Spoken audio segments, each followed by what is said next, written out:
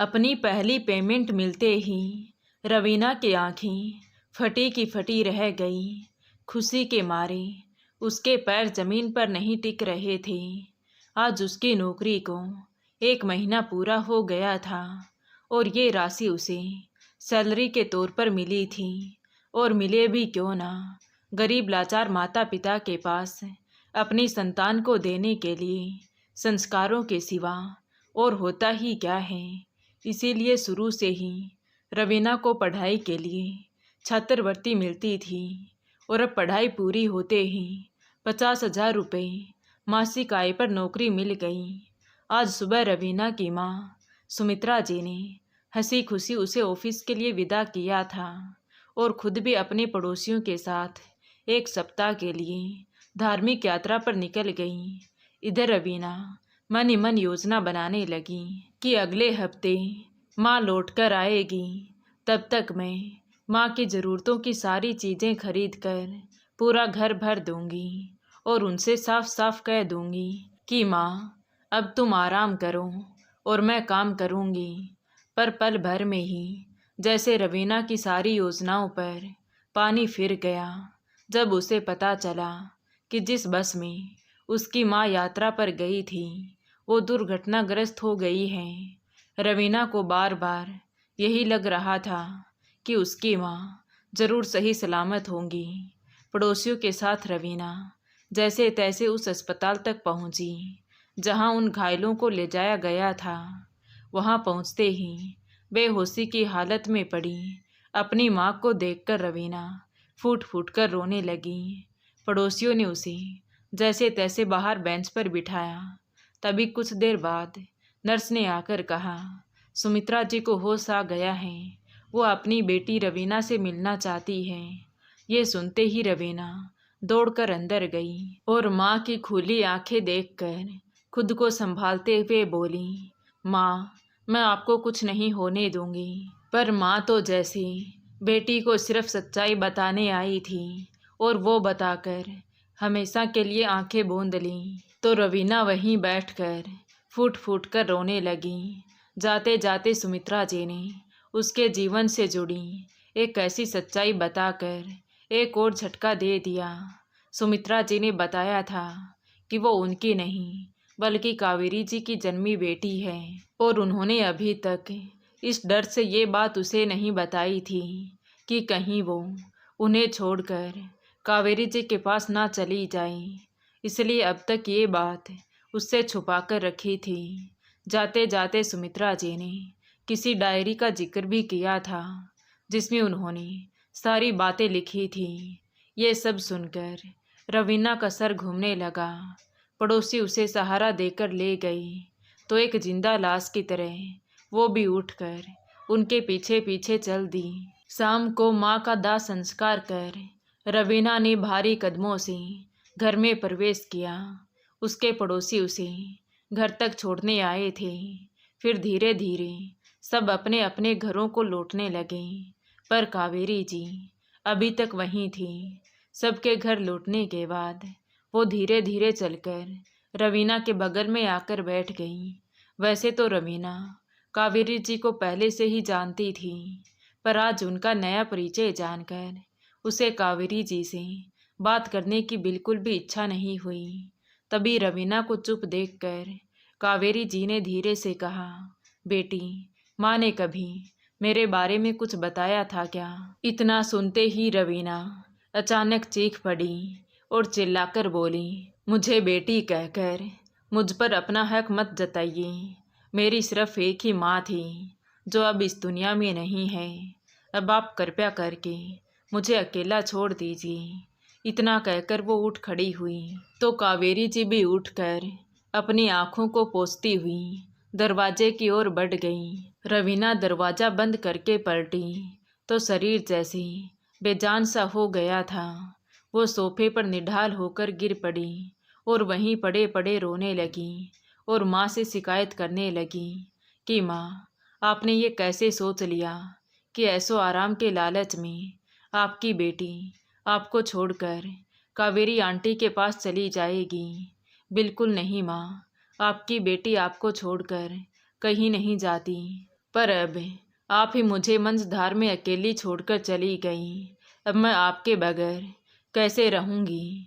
मुझे भी साथ क्यों नहीं ले गई माँ? अब मैं किसके लिए कमाऊँ, किसके लिए जीऊँ? उसके दिमाग में विचारों का तूफान चलने लगा कि माँ ने जाते जाते ये कौन सी सच्चाई बता दी। तभी अचानक उसे याद आया कि माँ ने जाते जाते अपनी एक डायरी बताई थी, उसमें शायद सब कुछ लिखा हो। कुछ सोचकर रवीना माँ की डायरी ढूंढने लगी। अलमारी खोली तो सुमित्रा जी की डायरी सामने ही रखी थी। उस डायरी में रवीना के जन्म की हकीकत से लेकर उसकी नौकरी लगने तक की हर बात का पूरा ब्यौरा था। माँ ने लिखा था, बेटी रवीना, तुमने मुझे माँ का दर्जा देकर संसार की सबसे बड़ी खुशी दी है। जब तुम समझने लायक हो जाओगी तो मेरा तुम्हें तुम्हारे जीवन से जुड़ी सच्चाई के बारे में बताना ज़रूरी होगा। पर तब मैं इतनी हिम्मत जुटा पाऊंगी या नहीं, ये नहीं जानती। इसलिए मुझे ख्याल आया कि क्यों ना मैं डायरी लिखूं जिसमें विस्तार से सारी बातों की जानकारी हो। इस तरह मैंने लिखना शुरू किया। कावेरी और मैं स्कूल में साथ पढ़ती थी। कावेरी के पिता बचपन में ही गुजर गए थे। उसकी शादी एक संपन्न घराने में हुई थी। कावेरी के ससुर गांव के बड़े जमींदार थे। 100 पैसे की कोई कमी नहीं थी। इतना पढ़कर रवीना रुक गई और सोचने लगी, जब वो लोग इतने संपन्न थे तो कावेरी आंटी ने मुझे माँ को क्यों दे दिया? या फिर क्या मैं कावेरी आंटी की नाजायज संतान हूँ? ये सोचकर वो फिर से डायरी पढ़ने लगी। ससुराल का वैभव देखकर कावेरी को अपने आप पर विश्वास नहीं हुआ। वो सोचने लगी कि घर में रोक टोक करने वाला तो कोई नहीं है, वहाँ उसका एक छत्र साम्राज्य होगा। लेकिन जल्दी उसका ये भ्रम भी दूर हो गया, क्योंकि उसे पता चल गया था कि उसके पति तो अपनी माँ के हाथ की कठपुतली थे। दूर रहकर भी पूरे घर का संचालन उसकी सास किया करती थी। इस बात की खबर नौकरों को भी थी। इसलिए उस घर में कावेरी की हैसियत सिर्फ एक 100 पीस जितनी ही थी। जब पहली बार कावेरी को अपनी कोख में किसी के जीवन का आभास हुआ तो वो खुशी से झूम उठी कि कोई ऐसा आने वाला है जो उसका अपना होगा। जब ये खुशखबरी उसने अपने पति को सुनाई तो वो भी खुश हुए। सास ने तो ये खबर सुनते ही कावेरी को गांव ही बुला लिया। कावेरी ने भी कोई तर्क नहीं किया, क्योंकि उसे पता था कि उसकी कोई नहीं सुनेगा। 9 महीने पूरे होने के बाद जिस दिन कावेरी को प्रसव पीड़ा शुरू हुई तो सास ने दाई को बुला लिया। दाई अनुभवी थी, उसकी मदद से प्रसव आसानी से हो गया। बच्चे के रोने की आवाज़ सुनकर कावेरी की ममता जाग उठी। लेकिन बच्चे को नहलाने के लिए लेकर गई हुई दाई वापस नहीं लौटी। ये भी नहीं बताया कि बेटा हुआ है या बेटी। कावेरी ने जब बच्चे के बारे में पूछा तो सास ने कह दिया कि बच्चा मर गया है।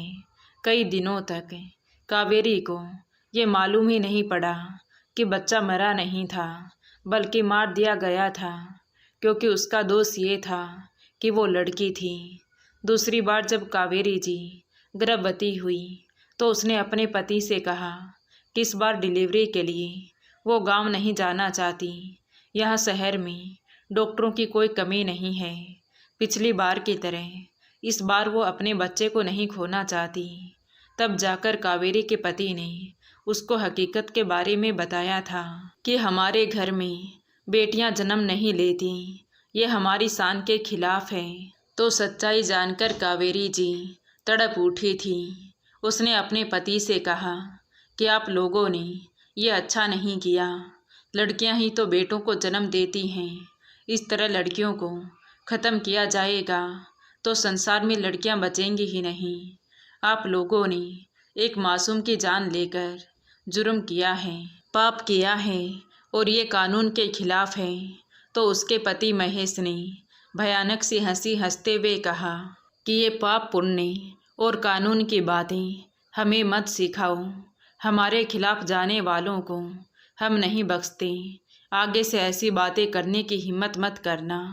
कावेरी समझ गई कि इतने सारे नाथाले और अस्पतालों में मोटी रकम दान करना इनका सिर्फ एक दिखावा है। वास्तव में तो ये लोग इंसान की खाल में छिपे हुए भेड़िए हैं। अपने आप को कोसते हुए कावेरी इस बार भी प्रसव के लिए गांव चल पड़ी। इस बार उसने बेटे को जन्म दिया, इसलिए सास ने उसकी भलाइयाँ ली।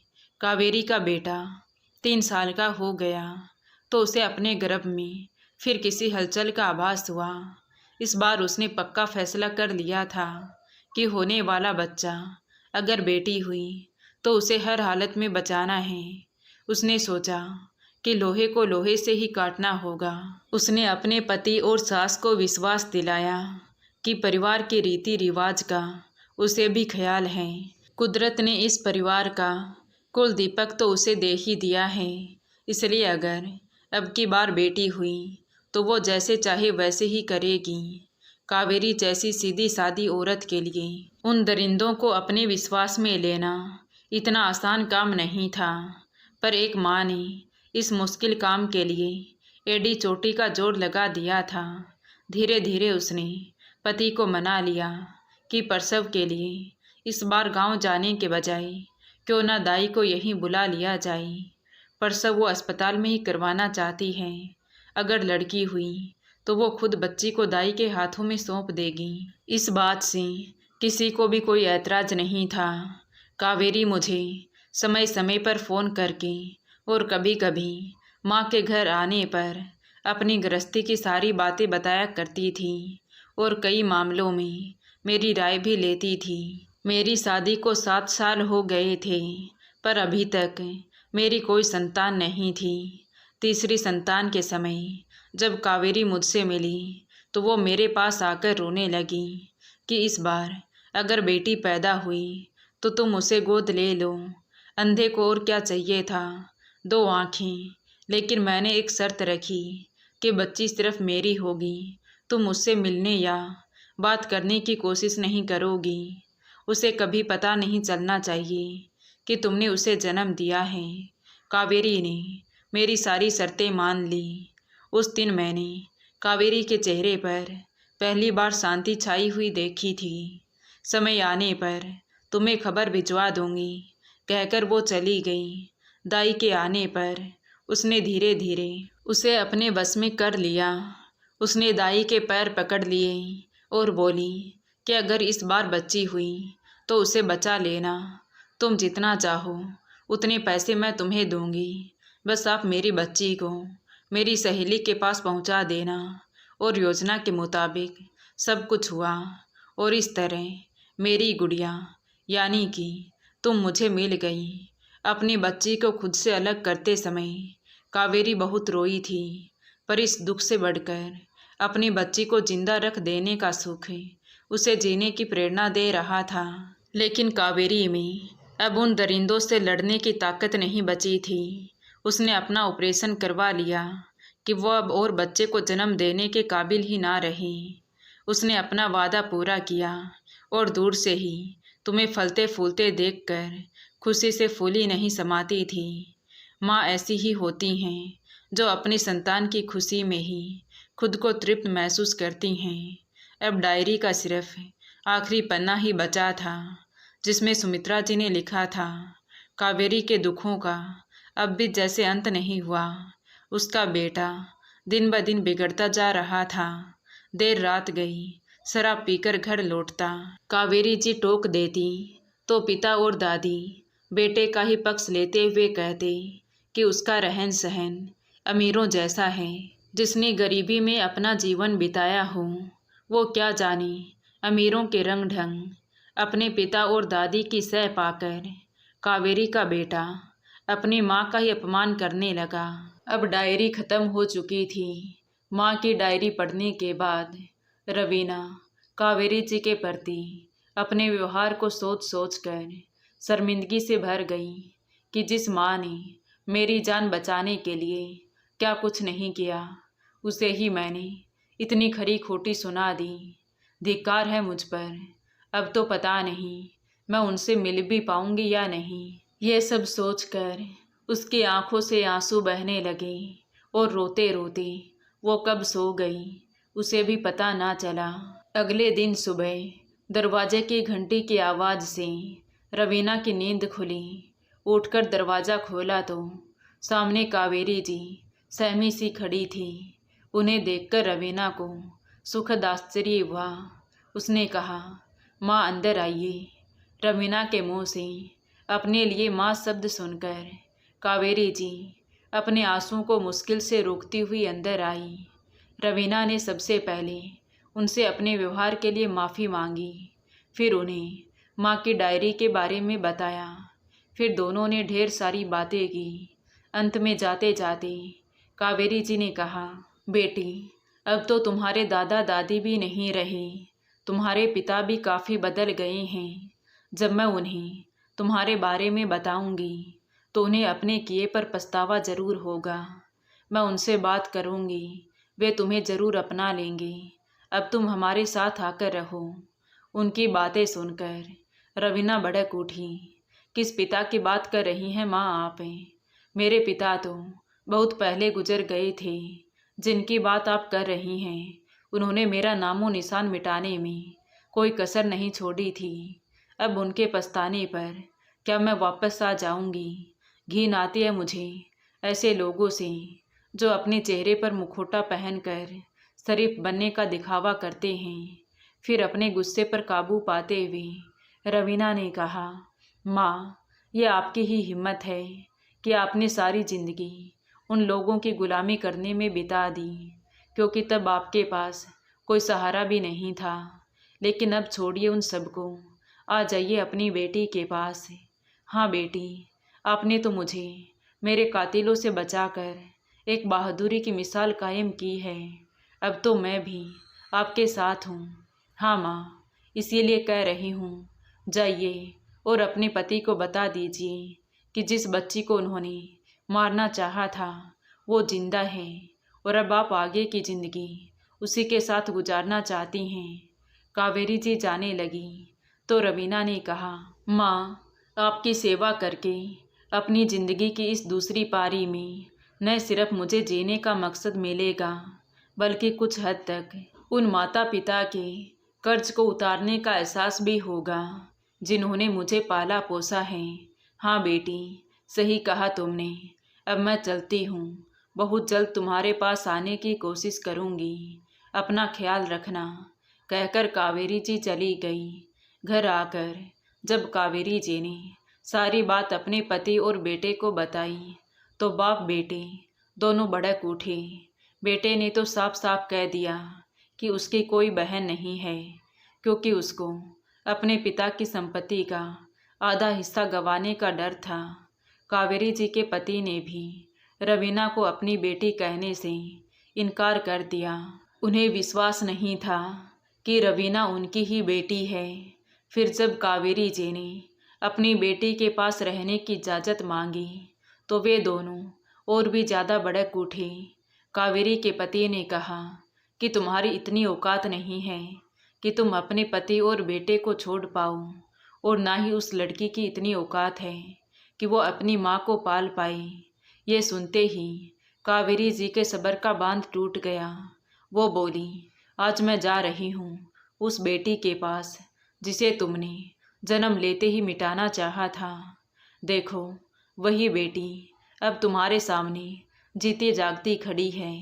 मुझे कह रही है कि वो मेरी सेवा करेगी। अब तुम देखना, बुढ़ापे में पछताओगे। और याद रखना, तुम्हारा गुनाह इतना बड़ा है कि मैं तुम्हें कभी माफ़ नहीं कर सकती। तुम्हारी विरासत अब तुम्हारे बेटे तक सीमित है और मेरी असली विरासत है मेरी बेटी रवीना। इतना कहकर कावेरी जी अपना बैग लेकर उस घर से निकल गई। शाम हो चुकी थी। रवीना उदास मन से बैठी अपनी माँ सुमित्रा जी को याद कर रही थी। तभी दरवाजे की घंटी बजी। उठकर देखा तो कावेरी जी अपना बैग लिए खड़ी थी। बेटी, मैं सदा के लिए वो घर छोड़कर तुम्हारे पास आ गई हूँ।